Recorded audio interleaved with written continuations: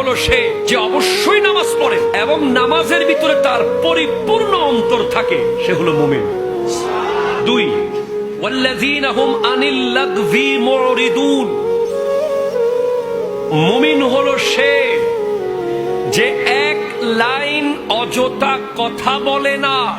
এক লাইন গালি তো দূরের কথা, খেলার কথা, মেলার কথা, বাড়ির কথা, ঘরের কথা, অমুকের কথা, সমুকের কথা, এগুলো বলা মুমিনের আলামত নয়। মুমিন, সিদ্দিক আকবর বলেছি আপনাকে, সিদ্দিক আকবর নিজের জিহ্বাটাকে এইভাবে বের করে হাত দিয়ে ধরে রাখতেন। অনেক সময় মনে হতো এখন জিহ্বা ছিঁড়ে ফেলবেন উনি টেনে। একবার ওমর ফারুকে আজম রাদিয়াল্লাহু তাআলা বলেন, আপনি কি জিহ্বা টেনে ছিঁড়ে ফেলবেন নাকি? বলে, আমার ভয় হয় আমার মুখ দিয়ে কোনো কোরআন সুন্নাহর বাইরে একটা শব্দ বের হয়ে যাচ্ছে কিনা।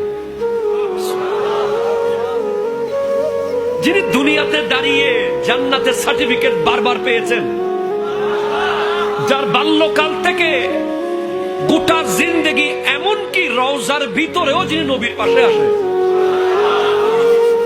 উনি যদি এক লাইন অযথা কথা না বলার চেষ্টায়, এক লাইন কোরআন সুন্নাহ বিরোধী কথা না বলার চেষ্টায় জিহ্বা টেনে ধরে রাখতে পারে হাত দিয়ে, আমাদের অবস্থান কোথায়?